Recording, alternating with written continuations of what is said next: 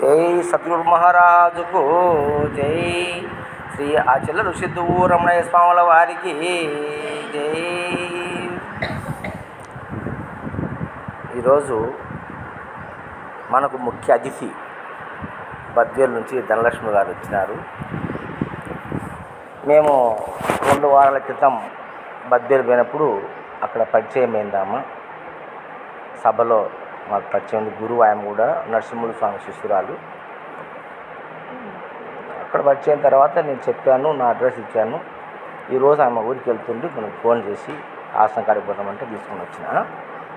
ఆధ్యాత్మికపరమైనటువంటి ఆమె కూడా ఎంతోమంది గురువులను ఆశ్రయించింది, ఈ బ్రహ్మ విద్యను తెలుసుకునింది. మనము కూడా ఈరోజు మనకు తెలిసిన విషయాన్ని ఒకసారి మాట్లాడుకుందాం. ఓకేనా ధనలక్ష్మి గారు?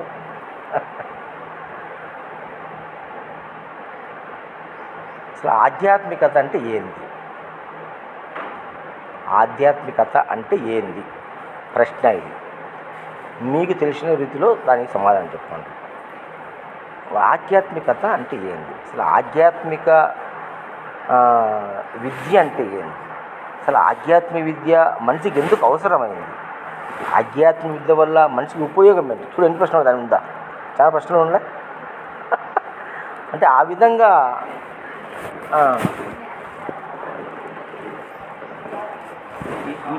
ఈ ఫ్యాన్ ఆఫ్ చేయి, ఇది ఆఫ్ చేయి, ఇది ఆఫ్ చేయి, ఇది కూడా ఆఫ్ చేయమ్మా. ఇదే నాకు సౌండ్ వస్తుంది. ఆ లైట్లు ఆఫ్ చేయలేయా? పెద్ద రైట్ ఉన్నీలేమ్మా, ఇంకా అవసరం లేదు. అది సరిపోతాయిలే. ఆ లైట్లు ఆఫ్ చేయండి. అవి ఉన్నీళ్ళు, ఇదే సౌండ్ ఎక్కువ వస్తుంది.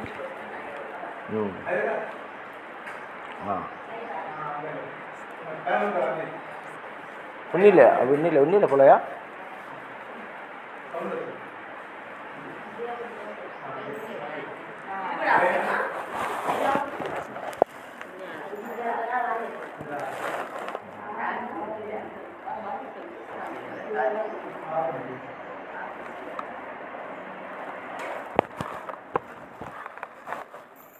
మొన్న ఒక ఆయన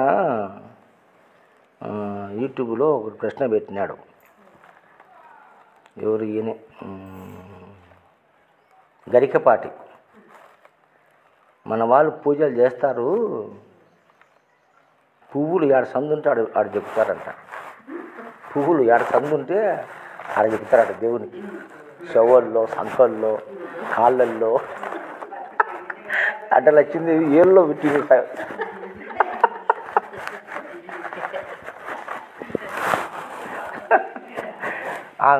అది ఏం దేవుడో కనపడంట. ఆ దేవుడు కనపడరు. దేవుని విగ్రహం పెడతారు, పూలు పెడతారు, అంత లెక్కల పెడతారు. ఇంకా చెవులో పెట్టింది, సంఖలో పెట్టింది, మెడ కింద పెట్టింది, పైన పెట్టింది, ఇంకా దేవుడి కనపడంట. అట్లా పాదాల పైన చల్లాలి. అది ఇచ్చదీసి పువ్వులు పాదాల పైన చల్లాలంటే. పువ్వు అట్లే పెట్టకూడదు. ఇచ్చ తీసుకొని పాదాల పైన లేదు. పూలు దండుగుండయా దోషుడితో పాదాలను కోసి నమస్కారం చేస్తారు. 1, 2 అయితే ఇచ్చదీసి పొయ్యాలి. అది ఎట్లా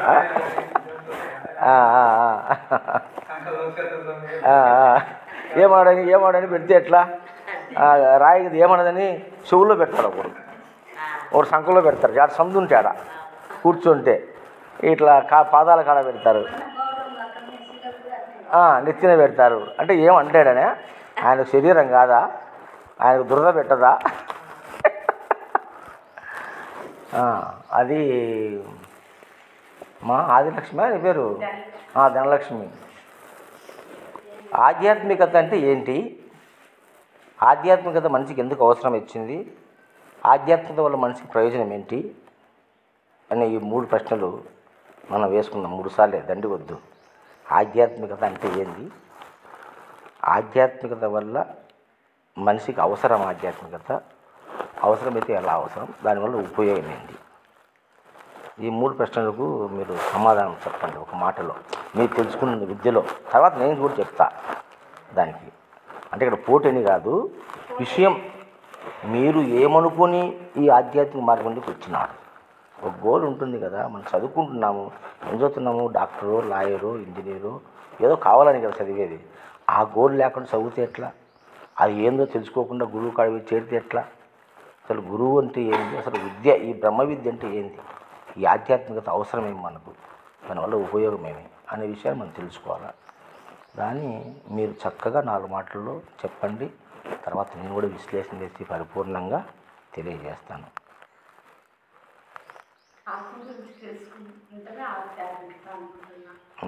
ఇంకొంచెం ముందుకు రండి. ఆత్మ గురించి తెలుసుకోవడమే ఆధ్యాత్మికత. ఆత్మ అంటే ఏంది? ఆత్మ అంటే ఏంది? 25 తత్వాలు కాకుండా ఆవనుండేది. అంటే 20 తత్వాలు ఆత్మ కాదా? 25 తత్వాలు ఆత్మ కాదా? తెలుసుకునే జ్ఞానాత్మ. అలాంటప్పుడు మమాత్మ సర్వభూతాంతరాత్మ ఈశ్వర సర్వభూతానాం హృద్దేశు అర్జున, ఆ ఆత్మస్వరూపము అనురూపమై విశ్వవ్యాప్తమై ములుగుచ్చ సందు లేకుండా ఉన్నది అనే మాట తప్పవుతుంది కదా. 24 తత్వాలు ఆత్మ కాదని, 25 ఆత్మ అంటే అయితే ఈ 24 ఏంటి? ఈ ఎక్కడి నుంచి వచ్చినాయి? సర్వం కల్విదం బ్రహ్మ, విశ్వం అంతా బ్రహ్మస్వరూపమే కదా. బ్రహ్మకు ఆత్మకు తేడా ఉంది, సపరేట్ వాళ్ళు ఇద్దరు.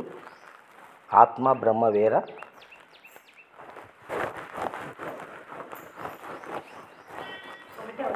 ఒకటే కదా. అందుకే సర్వం కల్విదం బ్రహ్మ అన్నారు. మరి సర్వం కల్విదం బ్రహ్మ అన్నప్పుడు 24 తత్వాలు ఆత్మ కాకుండా ఎట్లా కాయా? అవి ఏంటి? అవి యాంటి వచ్చినాయి 24 తత్వాలు. విశ్వవ్యాప్తమైంది ఆత్మస్వరూపం కదా. పూర్ణ అద్వయం అఖండ చైతన్య స్వరూపం కదా ఆత్మ. పూర్ణం, అద్వయం, అఖండం చైతన్యం, దాని పేరు ఆత్మ అన్నారు. నిజమే కదా అన్నమాట. చదివిన కదా ఆ విషయం, నీకు తెలుసు కదా. మరి 24 తత్వాలు యాంటి వచ్చినాయి, 25 ఆత్మ ఎట్లయింది? 24 ఏమేమి? 24 ఎక్కడి నుంచి వచ్చినాయి? వాటికి చోటు ఎక్కడ? అవి దేనికి పుట్టినాయి? ఆత్మ దేనికి పుట్టింది? సపరేట్ అన్నాం కదా. అంటే శాస్త్రంలో తప్పు లేదు, శాస్త్రంలో చదువుకుని చెప్తున్నారు, అవునా కదా. అయితే చివరికి వచ్చేసరికి, అంటే పరిపూర్ణత్వంకి వచ్చేసరికి 2 లేవు, ఉన్నది. విద్యార్థిగా ఉన్నప్పుడు చెప్తారు అక్కడ, దాన్ని తెలుసుకొని అంచెలంచెలు పెరుగుతూ వచ్చిన తర్వాత 2 లేవు, ఉన్నది ఒకటి. అది భగవత్ స్వరూపం. మనిషిగా నువ్వు భూమి మీద అవతారం తీసుకున్నావు. ముందు విషయం పక్కన పెడదాం, ఎందుకంటే అంత తీసుకుంటే సబ్జెక్ట్ ఎక్కువ అవుతుంది. ఈ మనిషి తీసుకున్న తర్వాత ఈ మనిషికి ఏమో కావాల్సి వచ్చినాయంటే 3 కావాల్సి వచ్చినాయి. 3 విషయాలు మనిషికి కావాలి. నంబర్ 1 ఆరోగ్యం కావాలి, నెంబర్ 2 ఆర్థికం కావాలి, నెంబర్ 3 ఆధ్యాత్మికం కావాలి. అవునా? ఈ 3 ఇంకేమన్నా కావాలన్నా?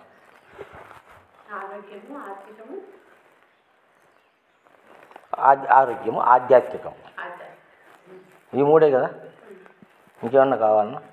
ఈ 3 ఎనఫ్. జీవితం ధన్యం చేసుకోవాలంటే ఈ 3 సార్లు. ఫస్ట్ది ఏం కావాలా? ఆరోగ్యమే మహాభాగ్యం. మొదటిది ఆరోగ్యం, రెండవది ఆర్థికం, 3 ఆధ్యాత్మికత. 3 రకాలుగా మన జీవితం అనేది ఎంటర్ అయ్యాయి. 3 విధానాలు. మీలో పాటు తీసుకుంటే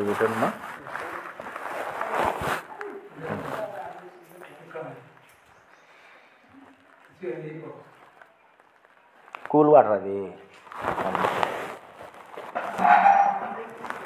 మొత్తం తీసుకుంటాం. మినరల్ వాటరే కదా.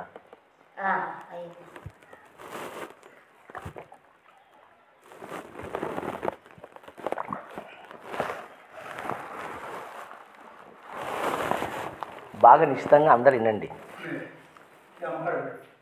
నిశ్చితంగా అందరు వినండి. మొట్టమొదటిది ఆరోగ్యము, రెండవది ఐశ్వర్యము, మూడవది ఆధ్యాత్మికం. అవునా? ఆరోగ్యము, ఐశ్వర్యము, రెండు ఒకటే కదా. ఆర్థికం అన్నీ ఐశ్వర్యం రెండు ఒకటే. ఈ మూడు కావాలి. అయితే మన ఋషులు ఏం చెప్పినారంటే ఆరోగ్యం మహాభాగ్యం. ఐశ్వర్యం కూడా అందులో వచ్చేసినట్టే. ఆరోగ్యం మహాభాగ్యం అంటే ఐశ్వర్యం వచ్చినట్టే. కానీ ఐశ్వర్యం గురించి కూడా మనం చెప్పుకున్నాం. ఈ మూడు చాలా కీలకమైనవి మనిషి జీవితంలో. ఏం ధనలక్ష్మి, నిజమా కాదా? బాగా అనలైజ్ చేసుకో. వెంటనే డౌట్ వచ్చే ప్రశ్న అడుగు, క్లారిఫై చేసుకో. అది మనసులో పెట్టుకొని స్వామిని అడిగితే ఏమనుకుంటాడో వద్దు వద్దు అడుగు. ఇక్కడే క్లియర్ అయిపోతుంది. ఈ మూడైనా ఇంకా నాలుగోది ఏమన్నా ఉందా చెప్పండి. ఉంటే నాలుగోదని మీరు లేవనెత్తండి, దానికి నేను సమాధానం చెప్తా. ఈ మూడు: ఆరోగ్యము, ఐశ్వర్యము, ఆధ్యాత్మికం. ఆధ్యాత్మికం అంటే ఆనందం అనుకోదని పేరు. దాన్ని ఆనందం అనొచ్చు, ఆధ్యాత్మికం అనొచ్చు. అవునా కదా? ఆనందానికి ఆధ్యాత్మికత అని పేరు పెట్టినారు. అవునా కదా? నువ్వు చివరికి పొందేది ఆనందమే కదా. ఆధ్యాత్మికంలో చివరి మెట్టు, చివరి మజిలేంది? ఆనందమే కదా. దేనికోసం నువ్వు? ఆధ్యాత్మిక ఆనందం కోసమే కదా, ఐశ్వర్యం కోసం కాదు. ఆధ్యాత్మికం ఆనందం కోసం. అవునా? కాబట్టి ఆనందమే ఐశ్వర్యం. ఇక్కడ 3 స్టెప్పులు ఉన్నాయి. ఒక వ్యక్తికి మొట్టమొదటిది ఆరోగ్యం, ఆరోగ్యమే ఐశ్వర్యం, ఐశ్వర్యమే ఆనందం. అవునా కదా? చివరికి ఏమైంది? ఆనందం కాడికి పోయింది. దీన్ని మనం విడదీసుకుంటే ఆరోగ్యము, ఐశ్వర్యము, ఆనందం, ఆధ్యాత్మికం. ఈ ఆరోగ్యం అనేది మనకి ఎలా వస్తుంది? ఎప్పుడు బ్రహ్మ, పరిపూర్ణము, ఎరుక, ఆత్మ, పరమాత్మ, ఆ పదాలలో ఆనందం లేదండి. ఆ పదాలలో నిజము లేదండి. ఆ పదాల ద్వారా నీకు అర్థము కావండి. ఆ పదాలు ఊరికి నోటితో పలికేవాళ్ళే. కానీ పరమాత్మ అంటే ఏందంటే దాన్ని రుచి చూసిన వాడు లేరు. ఆత్మ అంటే ఏంటంటే దాన్ని ఎరిగిన వాడు లేడు. ఎందుకు లేడు చెప్తా ఆ విషయం కూడా. నీకు ఆరోగ్యం కావాలంటే మొట్టమొదటిది నువ్వు జన్మించిన ప్రదేశాన్ని మొదలుకొని నీ జీవితంలో నువ్వు తీసుకునేటువంటి ఆహారము, నీరు, గాలి, ఈ మూటిపైన ఆధారపడి ఉంటుంది నీ ఆరోగ్యం. అవునా? ఆహారము, నీరు, గాలి, అవే కదా. అవి 3 తీసుకునే విధానాన్ని బట్టి నీ శరీరము మార్పు చెందుతూ వస్తుంది. పెరగడం కానీ, జ్ఞానం కానీ, ఏ వచ్చిన ఆహారము, నీరు, వాయువు, ఈ 3 నీకు అవసరం. ఆహారము తినకపోయినా 40 రోజులు ఉన్నాడని పుట్టుకున్నాను. మనం పుస్తకాలు చదువుకున్నాం. మనం ఎందుకంటే ఆ కాలం లేవు కాబట్టి తెలియదు. 40 రోజులు ఉన్నాడని ఆహారం లేకుండానే. అంటే 40 రోజులు జీవించవచ్చు ఆహారం లేకుండా మనిషి. నీరు లేకుండా 1 వారం జీవించవచ్చు. గాలి లేకుండా 2 నిమిషాలు కూడా నువ్వు జీవించలేవు. అంటే ఈ 3 నీకు ఆహారమే కదా, ఈ 3 నీకు అవసరమే కదా. అత్యంత అవసరమైనటువంటిది గాలి, రెండోది నీరు, మూడవది ఆహారం. అవునా కదా? కడుపులో నుంచి తల్లి నుంచి బిడ్డ బయటకు వస్తానే వాడు ఫస్ట్ శ్వాస తీసుకుండేది, సెకండ్ అమ్మ పాలు, థర్డ్ ఆహారము 2 నెలలకో 3 నెలలకో 5 నెలలకో 6 నెలలకో మా అన్న ప్రాస చేసి పెడతాం. అవునా కదా? అప్పుడు నుంచి ఆనందం తింటా వస్తాడు, పెడతాం. అవునా కదా? అంటే మొదటిది ఏంది? శ్వాస, రెండవది పాలు అంటే నీరు, మూడవది ఆహారం. అంటే వాయువు నుంచి మళ్ళీ పాలు, ఆ వాయువులోనూ ఈ పాలలోనూ వేడి ఉంది కదా. తీసుకునే ఆహారంలో వేడి ఉంది. అగ్ని అంటే వాయువు, అగ్ని, జలము, నీరు 4 భూతాలకు సంబంధించినటువంటి పదార్థాలు మనం సేవిస్తూ ఉన్నాం. దానివల్ల మనకు ఆరోగ్యం వస్తుంది. ఓకేనా? యువర్ సైన్స్ స్టూడెంట్ బాగా వినండి. కాబట్టి ఈ 3 రకాల ఇంటేక్ మనం తీసుకునేటివన్నీ పరిశుభ్రంగా ఉండాలి, సమయానుకూలంగా తీసుకోవాలి. నువ్వు ఏ ప్రాంతంలో పుట్టినావో ఆ ప్రాంతానికి సంబంధించినటువంటి ఆహార పదార్థాలను నువ్వు సేవించాలి. నువ్వు ఆరోగ్యంగా ఉండాలంటే. నేను ఆపిల్ తింటే నేను ఆరోగ్యం పాడైపోతాను. నేను ఒక డాక్టర్. నేను ఎందుకు చెప్తున్నాను ఆ మాట? అందరూ డాక్టర్స్ అంతా ఆపిల్ తిన్నా అంటారు. నో, నీ బాడీకి ఆపిల్ పట్టాలి. ఆపిల్ ఏ ప్రాంతంలో ఉంటుంది? చలి ప్రదేశమైన కాశ్మీరు, ఊటీ అక్కడ పండుతుంది. ఆ ప్రాంతంలో నివసించే మనుషులకు మాత్రమే అది ఎనర్జీని ఇస్తుంది. నువ్వేం తినాలి ఇక్కడ? రాగులు, జొన్నలు, బియ్యము, గంగిరేకాయలు, రేగి పండ్లు, సీతాఫలం పండ్లు, జామకాయలు, సపోటా కాయలు మనకు పండుతాయి. బొప్పాయి, మామిడి పళ్ళు, రేగి పండ్లు, తాట్లింజలు, ఇది మన ఫుడ్. కలింగరకాయలు, దోసకాయలు మనకు పండుతాయి ఇక్కడ. ఇవి తింటేనే మనకి హెల్తీగా ఉంటుంది. ఈ ఫుడ్ తింటేనే హెల్తీగా ఉంటుంది. ఈ ఫుడ్ని కూడా శుచిగాను, మితముగాను, హితముగాను మనం తినాలి. ఎప్పుడు తినాలి? ఆకలి అయినప్పుడు తినాలి. ఆకలి అయినప్పుడు మాత్రమే తినాలి. అవునా కదా? కానీ మనం ఆకలి అయినప్పుడు తినడం లేదు, టైం పెట్టుకొని తింటున్నాం. ఉదయం టిఫిను, మధ్యాహ్నం భోజనము, రాత్రికి డిన్నర్ అని మనం పెట్టుకున్నాము. ఈ 3 టైం తింటున్నాం మనం. ఆకలికి తినడం లేదు. ఎంపులయ పొద్దున్న టిఫిన్ తింటాం, మధ్యాహ్నం ఆకలి కాకముందే టైం ఎందుకు వచ్చిందిరా అని పెడతాం, తింటున్నాం. కానీ నీకు ఆకలి వచ్చిందా? కావడం లేదు. అందుకు మనం అనారోగ్యాలు పాలవుతున్నాం. 100 సంవత్సరాలు బతికి అంటే 120 సంవత్సరాలు మానవాయుష్యం. దీర్ఘాయుష్మానుభవ అంటే 120 సంవత్సరాలు. ఈ 120 సంవత్సరాలు బతకాల్సిన మనం 40కి, 60కి, 50కి, 70కి చచ్చిపోతున్నామంటే కారణం ఏమంటే నీ ఆహార విహారాదులు సక్రమంగా లేవు. ఓకేనా? అర్థమైందే? అలాగే నీరు కూడా దప్పికైతే తాగాలి. దప్పిక కాకపోతే తాగకూడదు. ఏమవసరం? నీకు దప్పికైతే తాగాలి. నీకు ఒంటికి వస్తేనే పోయి ఒంటికి పోస్తావా? రాకుండా పోస్తావా? పోయి నీకు మోషన్కి వస్తే అనిపిస్తేనే పోతావా? లేకుండా పోయి నిల్టిలో కూర్చుంటావా? కూర్చోవు కదా. అట్లనే నీకు ఆకలి అయితేనే తిను, నీకు దాహం అయితేనే తిను. ఏమి తినాలి? నీ ప్రాంతంలో పండే వస్తువే తినాలి. నీ ప్రాంతంలో దొరికే నీరే తాగాలి. ఎందుకంటే ఆ ప్రాంతంలో ఉండేటువంటి ఆహార పదార్థాలు తిని మన తల్లిదండ్రులు మనల్ని కన్నారు. మనం అదే ఫుడ్ తినాలి. చైనా ఫుడ్ తింటే అనారోగ్యం. మ్యాగీలు, గోబీలు, రోస్ట్ ఐటమ్స్ తిన్నామనుకో ఏమవుతుంది? ఆరోగ్యం ఖండమైపోతుంది. చైనీస్ ఫుడ్ తినకూడదు, ఫారిన్ ఫుడ్ తినకూడదు. ఇప్పుడు మనం మొత్తం అంతా అడాప్ట్ చేసుకున్నాం ఇతర దేశాల ఫుడ్. అవునా కదా? అవి మరి గొప్పగా పెద్ద పెద్ద పేర్లు వేసి హోటల్లో పెట్టినారు, అవి తింటాం. దానివల్ల మనకు అనారోగ్యం వస్తుంది. నిజమా కదే మాట? కాబట్టి ఆరోగ్యాన్ని ఎలా బాగా చేసుకోవాలి? మనం ఈ విధంగా బాగా చేసుకోవాలి. ఏం చేయాల్సిన అవసరం, డబ్బులు పెద్ద ఖర్చు పెట్టాల్సిన అవసరం. నీ ప్రాంతంలో ఏది పండితే అది తిను. ఆకు కూరలు, కాయగూరలు ఏం పండితే అవి తిను. కొత్త తినరాకండి. క్యాప్సికమ్ తినద్దు. క్యాప్సికమ్ మన పండదు. దాన్ని తీసుకొని తింటాను, తినకూడదు. అట్లా నీకు ఏ ఫలమైతే పండుతుందో అవి తిను. మన పూర్వీకులు 100 సంవత్సరాల పూర్వం పూర్వీకులు 100 ఏళ్ళు ఎందుకు తిన్నారు? వాళ్ళు పండు ఊడిపోకుండా, కడుసు తగ్గకుండా, మోకాళ్ళు గుజ్జు అరిగిపోకుండా 100 ఏళ్ళు ఎలా తిన్నారు వాళ్ళు? నీ మాదిరి అడాప్ట్ చేసుకొని తినలే వీళ్ళు. వేరే ప్రాంతాలు, వేరే రాష్ట్రాలు, వేరే దేశాల ఫుడ్ తినలే వీళ్ళు. అవునా కదా? ఆ కల్చర్ వీళ్ళకి తెలియదు. ఆ గ్రామంలో, ఆ ప్రాంతంలో తూర్పునాటోళ్ళు ఈ వంటలు బాగా చేస్తారు, పరమటోళ్ళు ఈ వంటలు బాగా చేస్తారు. అవునా కదా? ఉత్తరాది వాళ్ళు ఈ వంటలు బాగా చేస్తారు. తెలుసు మనకు. అంటే ఏ ప్రాంతానికి ఒక వంట ప్రత్యేకత ఉంది. అవునా కదా? అది ఎప్పుడో మనం గెస్టుగా పోయినప్పుడు వాళ్ళ ఆతిథ్యాన్ని వృత్తిని వస్తాం అంతే.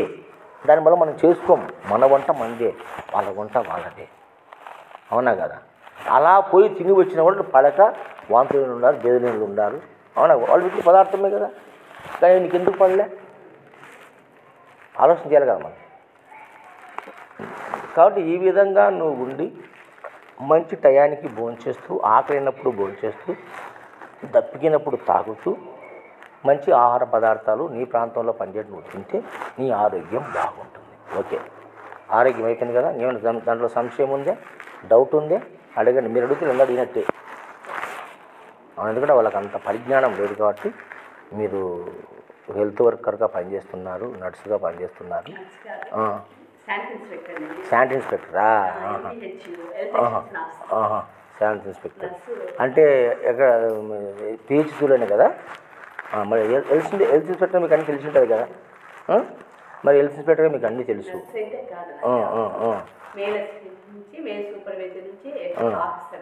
రైట్. అంటే హెల్త్ ఇన్స్పెక్టర్లేండి.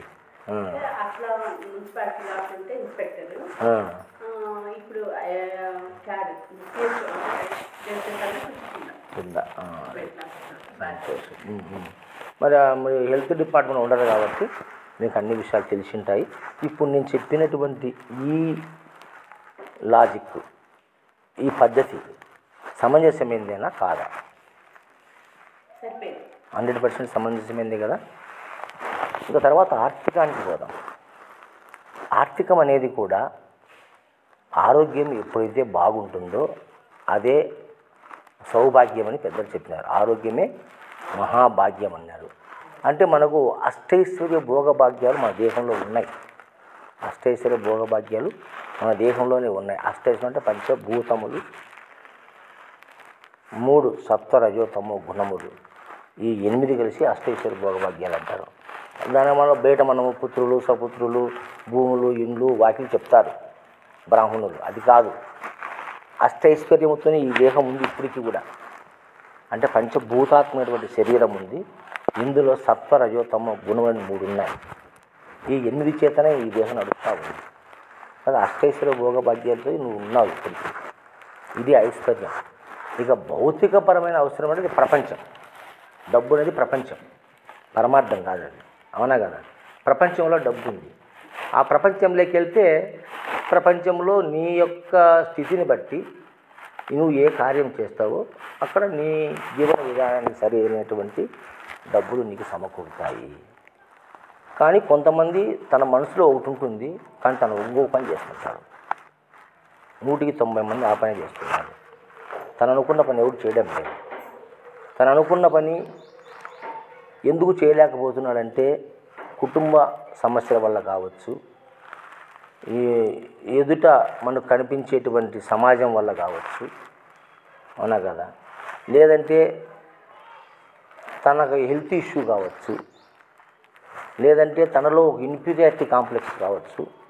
తద్వారా వాడు అనుకున్న పని చేయలేకుంటాడు. ఎవరినైనా పిలిచి అడగండి, జాబ్ చేసే వాళ్ళని కానీ ఎవరినైనా కానీ, మీరు అనుకున్న అంటే మీ మనసులో అనుకున్న పని మీరు చేస్తున్నారంటే చేయడం లేదు. తన మనసులో ఇంకోకుంటుంది, కానీ తను ఇంకో పని చేస్తుంటాడు. అది డ్యూటీ అంటున్నాడు. దాన్ని డ్యూటీ అంటాం మనం. డ్యూటీ అంటే ఏమని? అది నీ పని కాదు, ఎవరి పనో నువ్వు చేస్తున్నావు, దాన్ని డ్యూటీ అంటాం. అవునా కదా. కాబట్టి ఆ విధంగా మనం చేస్తున్నాం కాబట్టి దానివల్ల కొంచెం మానసిక సమస్యలు ఇన్నర్గా వస్తాయి. అవి బయటికి కనపడవు. మన బయటలో బాగుంటాం, కానీ లోపల అంతర్గతంగా మనలో ఎన్నో సమస్యలు ఉత్పన్నమవుతూ ఉంటాయి. ఇలా ఆర్థిక వనరులు అనేటివి చాలామందికి, కొంతమందికి సెట్ అయితేనే కొంత సెట్ కాలేదు. అదంతా వారి స్వప్రవర్తన పైన ఆధారపడి ఉంటుంది. అది ఆర్థిక వ్యవస్థ, ఐశ్వర్యం అనే వ్యవస్థ. అయితే నువ్వు ఆరోగ్యాన్ని బాగా చూసుకున్నట్టయితే నీ మనసు శుద్ధిగా పనిచేస్తుంది. ఎప్పుడైతే మనసు శుద్ధిగా పనిచేస్తుందో నువ్వు రైట్ వేలో ఆలోచిస్తావు. రైట్ వేలో ఆలోచించినప్పుడు రైట్ వేలో నువ్వు పని చేస్తావు. అప్పుడు నీకు డబ్బు వస్తాయి. దానివల్ల నీ జీవితం సుఖమయం అవుతుంది. అంటే మితిమీరిన ఆశ, అత్యాశ, తర్వాత పోలిక, ఒకరిని చూసి పోల్చుకోవడం. మన స్థితి ఏంది, మనం ఎక్కడ పుట్టినాము, మన స్థితిగతులు ఏంది, మనకి ఎంతవరకు అనేది ఆలోచన చేయరు. ఎదుటి వ్యక్తి మంచి డబ్బున్నోడు ఉంటాడు, వానికి పోటీ పడతారు. అంటే వాడు జన్మతగా డబ్బున్నోడు ఇంట్లో పుట్టినాడు. అవునా కదా. వాడు మనకన్నా ముందే ఉంటాడు. మనము డబ్బులు ఇంట్లో పుట్టినాం, వానితో పోటీ పడతామని ఎట్లా? ఎందుకు పోలేం కదా. కాబట్టి నీ ఉనికికి తగినంతగా నువ్వు ఉన్నట్టయితే నీ జన్మ ఆనందంగా హాయిగా ఉంటుంది. ఇది ఫైనాన్స్ సంబంధంగా మనం చెప్పుకునే క్లారిటీ. ఇక 3 ఆధ్యాత్మికం దగ్గరికి పోతే, అంటే ఆరోగ్యం అనేది ప్రకృతిపరమైనటువంటి విషయము, ఆర్థికం అనేది ప్రపంచ విషయము, ఆధ్యాత్మికం అనేది పరమాత్మ విషయం. అవునా? మూడు అర్థమైందే. ప్రకృతి, ప్రపంచము, పరమాత్మ. ప్రపంచము, ప్రకృతి, పరమాత్మ. పరమాత్మ విషయాన్ని ఆధ్యాత్మికం అంటాము. ఇది పూర్తిగా మనసుపైనే డిపెండ్ అయి ఉంటుంది. ఆధ్యాత్మికత అంతా మనసుపైనే ఉంటుంది. మనసుతో సంకల్పించింది కదా ఆధ్యాత్మికము. చెప్పండి. ఒక మానవుడు అడవిలో ఉంటాడు. ఒక మానవుడు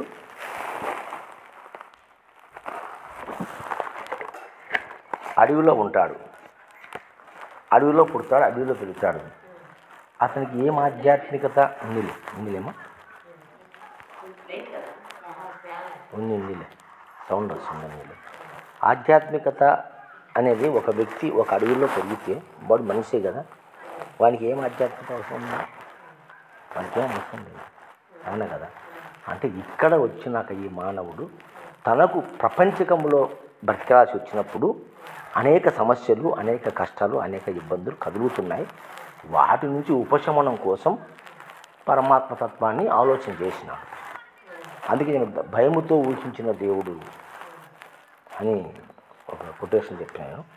మా పుస్తకంలో రాసినప్పుడు నేను భయముతో ఊహించిన దేవుడు అంటే మనకు భయము కలిగి దాని ద్వారా మనసుతో ఊహించినాం దేవుని గురించి.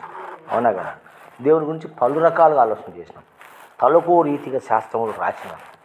ఇవన్నీ ఎట్లా రాసినారు? ఆలోచించే కదా, చూసి రాయలే, ఆలోచించి రాసినారు. ఆలోచించి రాసి ఈ విధంగా నడుచుకోండి, ఈ విధంగా శాస్త్రం ఉంది అని చెప్పేసి మనకు తెలియజేసినారు. వాటిని మేము చదువుకొని పఠించి ఆ మార్గంలో నడుస్తున్నాము. దాన్ని బోధించడానికి గురువులు వచ్చినారు, ఆశ్రమాలు కట్టుకున్నారు. మరి ఈ శిష్యులతో ఈ వ్యవహారం చేస్తూ ఉన్నారు. ఇది ఒక సిస్టమ్ అయిపోయింది. అవునా కదా? అయితే ఈ ఆధ్యాత్మిక అనేదానికి ఎన్నో మన వాళ్ళు పేర్లు పెట్టినారు. ముఖ్యంగా ఇందులో సిద్ధాంతాలు ఎన్నో ఉన్నాయి. మనము మానవునికి చాలామంది చెప్తున్నారు అవస్థలు ఉన్నాయని. ఎన్ని 5 అవస్థలు ఉన్నాయి: జాగ్రత్త, స్వప్న, సుషుప్తి, తురీయము, తురియాతీతం. అవునా కదా? ఈ 5 అవస్థలు ఉన్నాయి అంటున్నారు. ఈ 5 అవస్థలు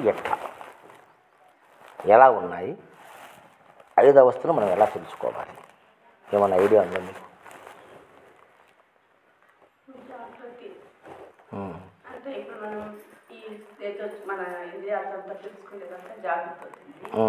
స్వప్నం మనం ఈ శరీరంతో కాకుండా మనసుతో చూసుకునే అంత స్వప్నం అవుతుంది. సుషుప్తి గాఢ నిద్ర అంటారు. తుర్యం వీటన్నిటికీ అవస్థ సాక్షిగా ఉండేది తుర్యం. తుర్యాతీతం అంటే ఇప్పుడు మన అచలము ఈ దేవుడి ఇట్లా చెప్పచ్చు, ఏది లేకుండా నిశ్చలంగా. సరే, వాచ్యార్థంగా చెప్పగలిగినారు. దీని లక్ష్యార్థం ఏంటి? మీరు మాటలు చెప్పినారు, పుస్తకాలు చదివినారు, గురువులు చెప్పినారు, విన్నావు, చెప్తున్నావు, అంతే కదా? పుస్తకంలో చదివినావు, గురువులు చెప్పింది వింటున్నాము. లక్ష్యార్థం ఏంటి? లక్ష్యార్థం అంటే జాగ్రత్త అనే స్థితిని ఎలా మనం డిఫైన్ చేయాలి, స్వప్నాన్ని ఎలా డిఫైన్ చేయాలి, సుశుప్తిని ఎలా డిఫైన్ చేయాలి, తురియాన్ని ఎలా డిఫైన్ చేయాలి, తురియాతీతాన్ని ఎలా డిఫైన్ చేయాలి, ఏ విధంగా దాన్ని తెలపాలి మనం ఒక శిష్యునికి. సమయ జాగ్రత్త అంటే ఏంటి అంటే మేలుకొండే జాగ్రత్త అంటాం. అది కాదు, అది వాచ్యార్థం. నువ్వు మాట వరుసగా చెప్తున్నావు, ప్రాక్టికల్గా చెప్పాలి.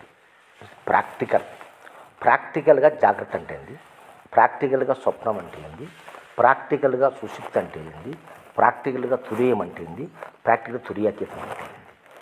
మన పెద్దలు ఏం చెప్తున్నారంటే, ఇప్పుడు మెలుకొండే జాగ్రత్తనైనా నువ్వు నిద్రలేపోయిన తర్వాత స్వప్నం వస్తుంది, అది స్వప్నావస్థ. గాఢ నిద్ర సుషుప్తి. తురియం అనేది ఎట్లా తెలుసుకోవాలంటే దానికి ఈ మూటికి అతీతమైనది. అది నువ్వు ధ్యానం చేసి, అది నీలో 4వ స్థానము, నేనన్న నాలో 4వ దేహం, మేనన్న నాలోని నేను 3 రుచుని అని పద్యాలు రాసిపెట్టినాడు. ఈ 3 మేనులు, స్థూలము, సూక్ష్మము, కారణదేహాలన్నీ ఈ 3 మేనులని, మహాకారణం అని, తురీయమని, అది 4వ స్థితి అని. ఆ 4వ స్థితి నువ్వు తెలియాలంటే గురుకృప, గురుదయతో ఆ యొక్క మంత్రాన్నో ఏదో తీసుకొని నువ్వు ధ్యానం చేస్తే కానీ ఇంకోటి కానీ చేస్తే అట్టి స్థితి నీకు కలుగుతుంది.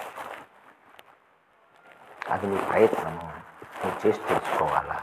ఆ తురియ స్థితిలోకి పోతే అప్పుడు నీ నిజ రూపం నీకు తెలియబడుతుంది. ఇదే కదా చెప్పేది గురువులు, అవునా కదా? ఇంకేమైనా చెప్తున్నారా మీరు చెప్పండి.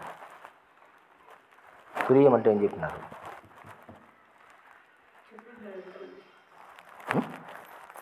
ఇప్పుడు నువ్వు నిరూపణ అనేది ఈ శరీరం ఇప్పుడు మనం నిద్ర చేసినప్పుడు నిద్ర వేసుకుంటూ మనం చేసే కార్యక్రమాలు జాగ్రత్తలో జరిగిపోతుంది. తర్వాత మనకు తెలియకుండానే మన ఊహల్లోకి పోయేసి మన ఇప్పుడు ఇక్కడ అమ్మ ఉంది, అమ్మ ఇప్పుడు ఇంటికాడే ఆ పాప తీసుకెళ్ళింది ఏం చేసింది అని ఇక్కడ శరీరం ఉన్నా కూడా తన ఊహల్లో తను చేసేదంతా కూడా స్వప్నం. అసలు ఇక ఏం జరిగినా దాని మీద పాము ప్రాకులా ఏం ప్రాకులన్నా కూడా ఇక్కడ ఇలా కూర్చోండొచ్చు. ఇక్కడ ఏం జరిగినా కూడా ఆ దానిలో మమేకం కాకుండా ఉండేదే తుర్యం వచ్చేసి ఈ 3 అవస్థలు తెలుసుకుంటుంది. ఈ 3 అవస్థలను తెలుసుకొని జాగ్రత్తలో ఇట్లుంటుంది, స్వప్నంలో ఇట్లుంటుంది, సుషుప్తిలో ఇట్లుంటుంది తెలుసుకొని తెలిసిన దాన్ని దీనికి ఏ దానికి నేను అంటకుండా పక్కగా ఉండాను అంటే ఆత్మ అంటే ఈ శరీరంతో ఈ జాగృతి ఉంటుంది, స్వప్నం ఉంటుంది, సుషుప్తి ఉంటుంది. దీనికి ఏ దానికి నాకు సంబంధం లేకుండా అవలుగా ఉండేసి అంతా తెలుసుకుంటుంది. తెలుసుకున్న తర్వాత చేసే పనిలో తనకు ఇది నీళ్ళు తాగుతున్నాను అమ్మ తెచ్చింది ఇవన్నీతో పని లేకుండా అంటే జాగ్రత్తలో ఏం చేసినా కూడా దాన్ని అంటకుండా మళ్ళా పోయి తిరోగాన చర్యలో మళ్ళా చేసుకుంటూ పోవడం, చేసిన దాన్ని ఫలితం లేకుండా ఫలితం ఆశించకుండా కర్మఫల త్యాగంతో పనులు చేసుకుంటూ ద్వంద్వానికి అతీతంగా బతకడం మన జీవనం సాగిస్తుంటాము. అనిపించుకోకూడదు, మనం ఏ దాన్ని కట్ చేసుకోమని ఎక్కడా లేదు. ఆ అన్నిటిని చేస్తూనే ఉండాలా. తెలుసుకున్నావు కాబట్టి ఈ 3 అవస్థలు తెలుసుకున్నావు కాబట్టి 4వ అవస్థ సాక్షిగా కూడా తెలుసుకున్నావు కాబట్టి మళ్ళా తుర్యాతీతంలో ఏం చేయాలంటే నువ్వు అన్ని అంటకుండా ఏ పనైనా చేయ కొడుకులా ఈ గొడవలా ఈ డబ్బులా ఈ పిచ్చిలా ఏదిలా అని తెలుసుకొని మళ్ళీ నీ జీవనాన్ని నువ్వు సంపూర్ణంగా సాగించుకుంటా అన్ని ద్వంద్వానికి అతీతంగా సుఖ దుఃఖాలకు అతీతంగా చేసుకోవడం అంటకుండా ఉండడం తుర్యాతీతం.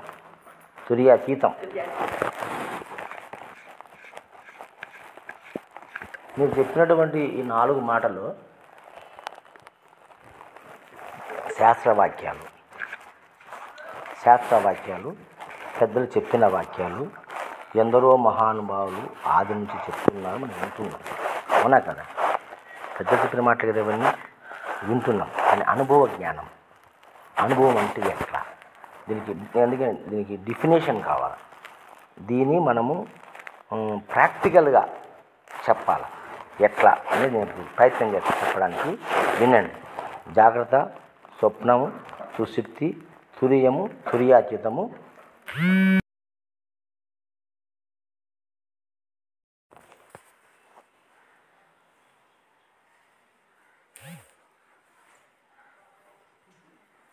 తెలియజేస్తాను. జాగ్రత్త అనే స్థితి మనకు పంచభూతాలతో ఈ దేహం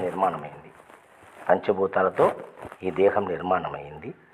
ఈ దేహంలో ప్రతి అణువు పంచభూత తత్వమే. అందుకే దీన్ని పాంచభౌతిక దేహం అన్నారు. దీన్ని పంచీకరణ కూడా చేసినారు శరీరములో. అయితే భూమి తత్వముతో కూడుకొని ఉన్న ఈ స్థూల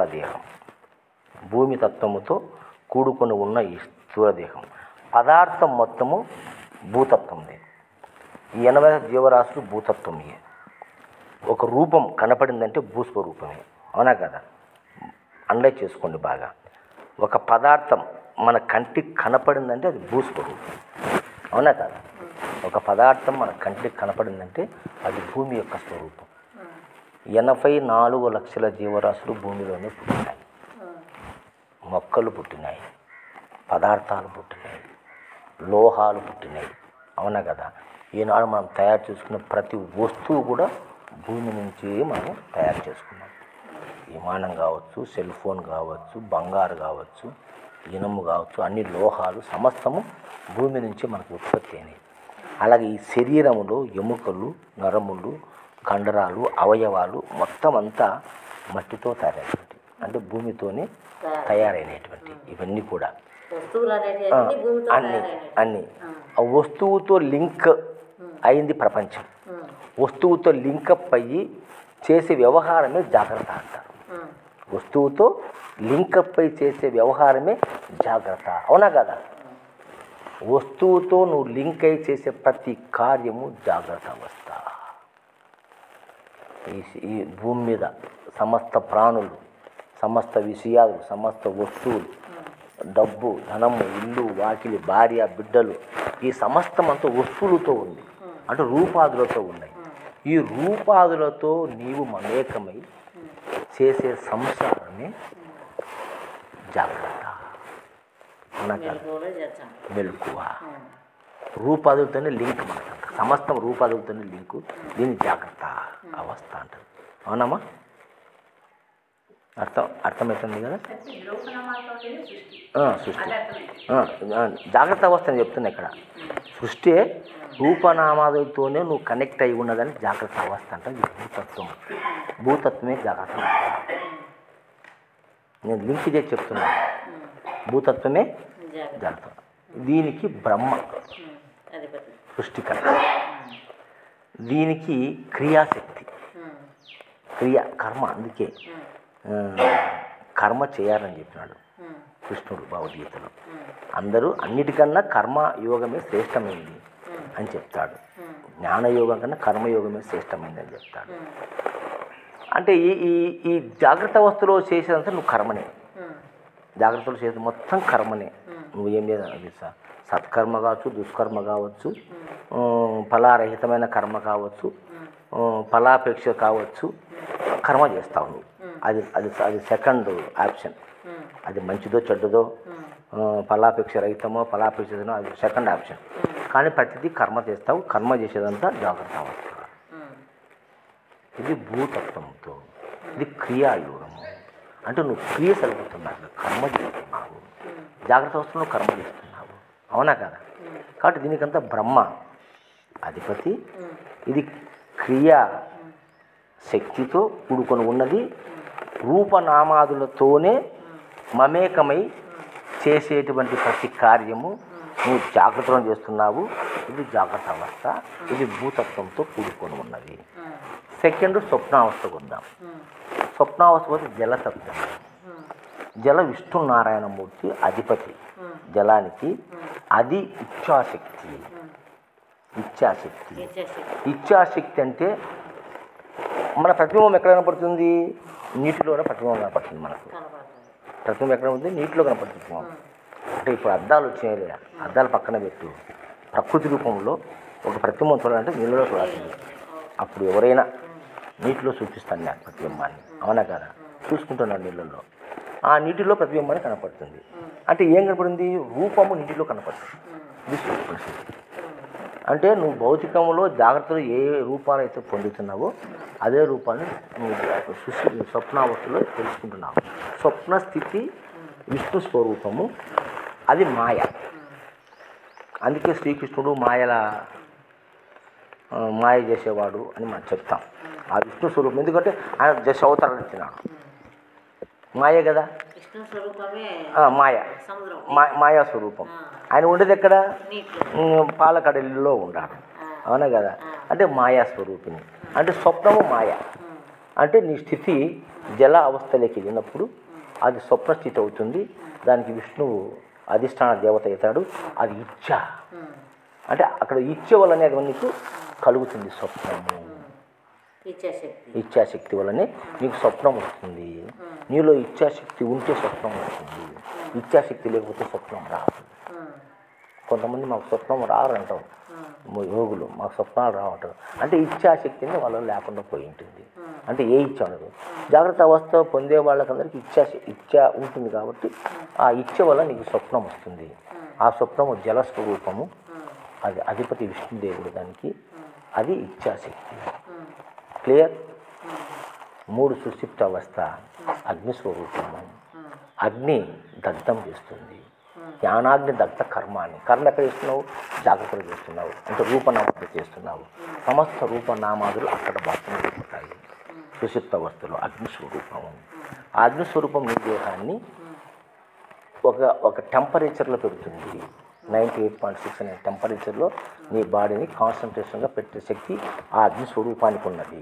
అవునా కదా? ఏదైనా ఇన్ఫెక్షన్ అయితే తప్ప, ఫీవర్ వస్తే తప్ప టెంపరేచర్ నీకు పెరగదు.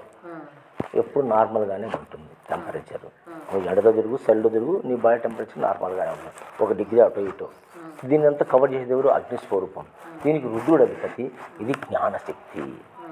అందుకే జ్ఞానాగ్ని దగ్ధ కర్మాని భగవద్గీత వాక్యము. జ్ఞానాగ్ని దగ్ధ కర్మాని అంటే జ్ఞానం అనే అగ్ని స్వరూపం చేత ఈ కర్మ అనేటువంటి జాగ్రత్త స్వప్న 2 అవస్థలను భస్మం చేసేస్తే మిగిలింది సుషుప్తి. అందుకు అక్కడ ఏం లేదు, భస్మం శూన్యమైపోయింది. అక్కడ కర్మే లేదు, రూపమే లేదు. నీకు జాగ్రత్త స్వప్నంలో రూపాలు ఉన్నాయి, సుషుప్తిలో రూపాలు లేవు. ఏమా? ఇది సుషుప్తి అవస్థ. ఇక తురి అవస్థకు పోతే వాయు స్వరూపమే తురి అవస్థ. రూపం ఉండదు. ఏమా? బాగా బాగా విన్నమ్మా ధనలక్ష్మి. ఈ వాయు స్వరూపానికి వచ్చేసరికి జాగ్రత్త స్వప్న సుషుప్తి 3 అవస్థలు ఉన్నాయి కదా. ఈ 3 అవస్థల్లోనూ ఉన్నది 4వ తురీయం అనేది. ఇది వాయు స్వరూపం. ఈ 3 అవస్థలు ఎందుకు తాను సాక్షిగా ఉన్నాయి. ఏది వాయు అవస్థలో? నీ శ్వాస. ఈ బాడీలో శ్వాస ఆడుతుంది కదా, జాగ్రత్తలో ఉంది, స్వప్నంలో ఉంది, సుషుప్తిలో ఉంది కదా. 3 అవస్థల్లో అక్కడ ఒక అవస్థ ఉంటే ఒక అవస్థ లేదు, ఒక అవస్థ ఉంటే ఒక అవస్థ లేదు. కానీ 3 అవస్థల్లో సాక్షిగా ఉన్నది ఈ శ్వాస, వాయు స్వరూపం. ఇది తురీయ స్థితి. తురీయం అంటే ఏందో దానికి తలకా పాల్గొట్టుకొని ధ్యానం చేసి దాన్ని తెలుసుకోవాలి, దాన్ని సాధించాలా, ఇది కాదు. తురీయము వాయు స్వరూపము. అది ఆదిశక్తి స్వరూపము. దానికి అధిపతి ఈశ్వరుడు. అందుకే ఈశ్వర సర్వభూతానాం వృద్ధేషు అర్జున. ఈశ్వర సర్వభూతానాం వృద్ధేషు అర్జున. ఈశ్వరుడు సర్వభూతం హృదయస్థానంలో ఉన్నాడు. అవునా కదా? ఉన్నాడు కదా. ఎప్పుడు ఉన్నాడు? జాగ్రత్తలో ఉన్నాడు, స్వప్నంలో ఉన్నాడు, సుషుప్తిలో ఉన్నాడు. ఈ 3 అవస్థ యందు తాను సాక్షిగా ఉన్నాడు. అందుకే దాన్ని మనం ఆత్మస్వరూపం అని పేరు పెట్టినారు. దాన్ని చూడగా మమాత్మ సర్వభూతాంతరాత్మ అన్నాడు. నాలో ఉన్న ఆత్మస్వరూపం సర్వభూతం ఉన్నది. అగ్ని, జలము, భూమి 3 భస్మం కావచ్చు, కానీ వాయువు భస్మం కాదు. అందుకే దాని అగ్నితో కాలదు, నీటితో తడవదు, ఎండకు ఉండదు, అష్టశతంతో ఛేదింపబడదు, ఆత్మస్వరూపం అని చెప్పినాడు. ఇక్కడ వాయువు. ఈ వాయువే సర్వజీవులకు ఆధారమై, చైతన్యమై, శాశ్వతమై, సనాతనమై, ఆది మధ్యాంతరహితమై, అవమానసన గోచరమై సాక్షి స్వరూపంగా ఉన్నది ఈ శ్వాస. 3 అవస్థలు ఎందున్నది. అదే నీ తురీయ స్థితి. దానికి కులము లేదు, మతము లేదు, జాతి లేదు, లింగము లేదు, ఏవి దానికి అంటవు. నీ డబ్బు కానీ, నీ ఐశ్వర్యం కానీ, నీ అందం కానీ, నీ చందం కానీ, అది స్త్రీ పురుష భేదము లేదు. తర్వాత ఉపాధి భేదం కూడా లేదు. సీమకైనా, దోమకైనా, కుక్కకైనా, నక్కకైనా, మంచికైనా, సీఎంకైనా, పిఎంకైనా, రాముడికైనా, కృష్ణుడికైనా, యేసుకైనా, అల్లాకైనా అది కావాలా. దట్ ఈస్ తురీయ స్థితి. ఆ స్థితిని అనుభవిస్తున్నావు కదా నిరంతరం. దానికోసం ప్రయత్నం చేయండి.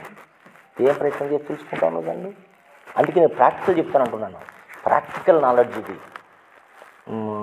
మా థిరీ కాదు. థిరీ మస్తు ఉండేది గ్రంథాలు. మనకు ప్రాక్టికల్ నాలెడ్జ్ ఇచ్చేవాళ్ళు కావాలి మనకు. అవునా కదా? ఇప్పుడు ప్రాక్టికల్ నాలెడ్జ్ నీకు విడబడుతుంది కదా.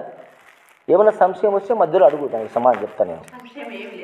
ఏమా ధనలక్ష్మి? కాబట్టి ఆ వాయు స్వరూపమే నీ తురీయ స్థితి. అది అంతటా నాకసిక పర్యంతము, అంటే కాలి గోటి నుంచి ఎంట్రుక వరకు వాయు స్వరూపం ఉన్నది. నీ లోపల ఉన్నది, నీ బయట ఉన్నది, అంతటా ఉన్నది, విశ్వవ్యాప్తమై ఉన్నది. ఇది పూర్ణము, అద్వయము, అఖండము, చైతన్యం. అవునా?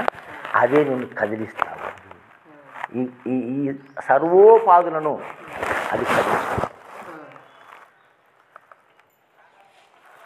అయితే ఈ మూడు తానే అయ్యింది. జాగ్రత్త, స్వప్న, సుశుద్ధి వేరు కాదు, తన రూపాలు అవి కూడా. అవునా కదా? అందుకే నేను ఆ పాటలో చెప్పింది, శరీరమేను రూపమట, చెంచలమే నీ నటన ఎట. శరీరమే నీ రూపం, చెంచలం అంటే నటన, కదలికే నటన. ఏమి నటన నీ కదలిక? జాగ్రత్త, స్వప్న, సుశుద్ధి, తురీయంలో నువ్వు ఉండి ఈ మూటిని నడిపిస్తున్నావు. తను లేకపోతే ఈ మూడు నడుస్తాయా? తను లేకపోతే ఈ మూడు నడుస్తాయా? ఈ మూడు లేవు తను లేకపోతే. తను ఉంటే ఈ మూడు నాటకం ఆడుతుంది. అదే దేని మీద ఈ మూడు ఆడుతాడంటే దాని మీద ఆడుతున్నాయి. మరి దాన్ని సపరేట్గా చేసి చూడగలవా? నో, చూడలేవు. అందుకే శరీరమే నీ రూపమట. నువ్వు దేవుని దర్శించంటే రూపంలో దర్శించు. అవునా? నీ రూపం దర్శించు. అందుకే మహానుభావులు దేవుళ్ళని మన మనుషుల్ని కూర్చున్నాం. దేహో దేవాలయో ప్రోక్తో జీవో దేవ కనుక నరుడే నారాయణుడు దైవం మానస రూపేణ అనే మాట చెప్పుకుంటున్నాం మనం. కాబట్టి శరీరమే నిరూపమట, చెంచలమే నీ నటనయట. చెంచల నిశ్చల ఆవల ఉన్న అచలమే నీ నిజ రూపమట. శివుడా స్వామి నీ పేరు, కేశవుడా స్వామి నీ పేరు. శివకేశవులు ఒకటనే తెలియక పొరపడి తిని ఇన్నాళ్ళు. కాబట్టి అది నేను పాట రాసినది ఒకటి, దాంట్లో ఈ చరణం చెప్తున్నాను. కాబట్టి శరీరమే నీ రూపము. నువ్వు దేవుని దర్శించాలంటే రూపం నుండి దర్శించు. రూపరహితంగా నువ్వు దర్శించలేవు. ఎట్లా? అవునా కదా? ఇది తురీయ స్థితి అని చెప్తున్నాను. తురీయాతీతం ఉంది, అది ఆకాశతత్వం, అది సదాశివం. దాని అధిపతి సదాశివుడు, అది సదాశివం. అది అచలం, అది చలనం లేదు, అది పరిపూర్ణం, అది అంతటా ఉన్నది, ములుగుచ్చు సందు లేకుండా ఉన్నది, పరిపూర్ణం. అది సదాశివ స్వరూపం. సదాశివం అంటే ఏమని? సదాశివం అంటే ఎప్పటికీ మరణము లేనిది, మరు జన్మ లేనిది, పుట్టుక లేనిది, సదాశివం ఎల్లప్పుడూ శివస్వరూపంగానే ఉంది. దాన్నే పరిపూర్ణమని, పరబ్రహ్మమని, పరమాత్మని ఎన్నో పేరు, దాన్ని తుర్యాతీతం అని మనం చెప్పుకుంటున్నాము.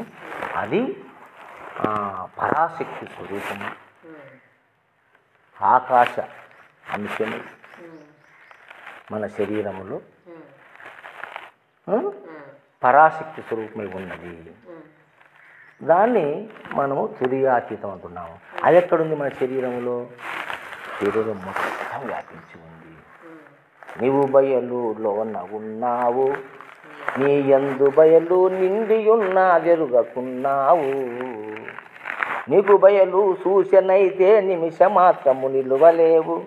కేవలము నీ కావలి వల స్థావరము పరిపూర్ణమాయను. ఎదిరాయి జనన మరణము నిజబోధ గనినా లేదురా ఇక మోక్ష నరకము. నీ ఎక్కడుంది నీకు మోక్షము నరకము? నీ ఎక్కడుంది జనన మరణము? నీవు మూలస్థానంలో ఉండవు. అవునా కదా? నీవు ఆ పరిపూర్ణ స్వరూపుడై ఉన్నావు. అది నేననే భావన నీకు ఎప్పుడైతే కలిగిందో సర్వము ఏమి లేకుండా తుడిచిపెట్టుకొని పోయినాయి. పూర్ణ మద్వయ మఖండ చైతన్య స్వరూపుడువి నువ్వు, ప్లస్ అతీతుడు నువ్వే. ఆ అతీతకు ఉండేటువంటి ఆ పరాశక్తి సదాశివం అనే ఆ పరాశక్తి వల్లనే ఈ సమస్త సృష్టి అందులోనే వస్తుంది, అందులోనే పోతుంది. దాన్ని పరిపూర్ణమని మా వాళ్ళు చెప్పుకొస్తున్నారు. అవునా కదా? ఇది ప్రాక్టికల్ నాలెడ్జ్. అర్థమైందే? జాగ్రత్త అంటే ఏంది, స్వప్నం అంటే ఏంది, సుశుద్ధి అంటే ఏంది, తుర్యం ఏంది, తుర్యాతీతం ఏంది. క్యాలిక్యులేషన్ ప్రకారం లెక్కచారం తేలింది ఎప్పుడు? ఇప్పుడు ప్రాక్టికల్ నాది కదా. దీనికోసం సాధన చేయాలన్నా, ముక్కు పూసుకొని జపం చేయాలన్నా అవసరం లేదా? అందుకే ఏ సాధన నీకెందుకు, వీసానికి పనికిరాదు వినుమాయ్యా, నే సాధులు వచ్చే విన్నది ఏ సాధన లేని బోధ ఎరిగించుకోకు సాధనను మరిగితే రాకొని పెద్దలు చెప్తున్నారు మనకు. కానీ అటువంటి కాబట్టి నేను ఏదో సాధన చేసినా అది గొప్పది, ఇది మహత్తు, ఇదంతా జాగ్రత్త అవస్థలో నువ్వు వాడే నాటకము. అక్కడ నీ మాట లేదు, నీ మాట చెల్లదక్కడ. ఎక్కడంటే జాగ్రత్త అవస్థ వరకే నీ శ్వాసం. నేను చెప్పేది కూడా జాగ్రత్త అవస్థ వరకే. మిగతా అవస్థలలో మాటలు లేవు. అవునా కాదా? నువ్వు సుశుద్ధిలోనే భస్మం అయిపోయింది, ఏమి లేకుండా. హృదయం సాక్షిగా అన్ని జీవుల్లో ఉన్నది. అది నా నిజ రూపము. చెంచల నిశ్చల ఆవల ఉన్న అచలము నీ నిజ రూపము. నిశ్చలం అంటే శరీరము. ఏది? ఈ 3 స్థితులు: జాగ్రత్త, స్వప్న, సుశుద్ధి, నిశ్చలం. స్టాండర్డ్ క్రమబద్ధంగా జరుగుతూ ఉంటాయి. దీనికి అతీతంగా తుడియ స్థితుందే అది చెంచలం. ఏది? ఆత్మస్వరూపం. పూర్ణ మధ్యమకం చైతన్యం, వాయుస్వరూపం చెంచలం. ఈ చెంచల నిశ్చల ఆవల ఉన్న అచలం అది ఆకాశ స్వరూపం. అది నీ నిజ స్వరూపం. అదే నీ నిజ తత్వం. ఆవల ఉన్న అచలమే నీ నిజ రూపం అట. అది నీ నిజ స్వరూపము. అటువంటి ఈ ఆధ్యాత్మికత అంటే ఇది ఎందుకు అవసరం మనకు? ఇది తెలుసుకోవడం కోసం. మోక్షం అని అందరూ ఎంపలాడుతూ ఉన్నారు. మోక్షం ఎక్కడో లేదయ్యా, నీ దగ్గరే ఉంది. గురు సూచన, గురు జ్ఞానం నువ్వు తెలుసుకున్నట్లయితే నీకు తెలియజేస్తుంది. అందుకే జ్ఞానదేవతు కైవల్యం అన్నారు. ధ్యానం చేస్తే కైవల్యం అని చెప్పలేదు, యజ్ఞం చేస్తే కైవల్యం అని చెప్పలేదు, తపస్సు చేస్తే కైవల్యం అని చెప్పలేదు. శ్రద్ధావాన్ లభితే జ్ఞానం, జ్ఞానదేవతు కైవల్యం. ఎప్పుడైతే జ్ఞానం సంపూర్ణంగా తెలుసుకుంటావో, అందుకే ఇది జ్ఞానయోగము. మా ఆశ్రమం పరిపూర్ణ జ్ఞానయోగము. కొదవలేదు ఇక్కడ జ్ఞానానికి. పరిపూర్ణంగా మేము బోధిస్తాము. ఎవరి సంశయాన్నైనా ఇస్తే తీసేస్తాము. పూర్ణంగా నీ స్వరూపాన్ని తెలియజేస్తాము. ఇక సమస్త ఆధ్యాత్మిక విద్యంతో వచ్చింది కదా. ఈ 5 అవస్థల్లో మనం ఎప్పుడైతే తెలుసుకున్నామో ఆటోమేటిక్గా మొత్తము మనకు తెలియబడింది. జై శ్రీ మహారాజు.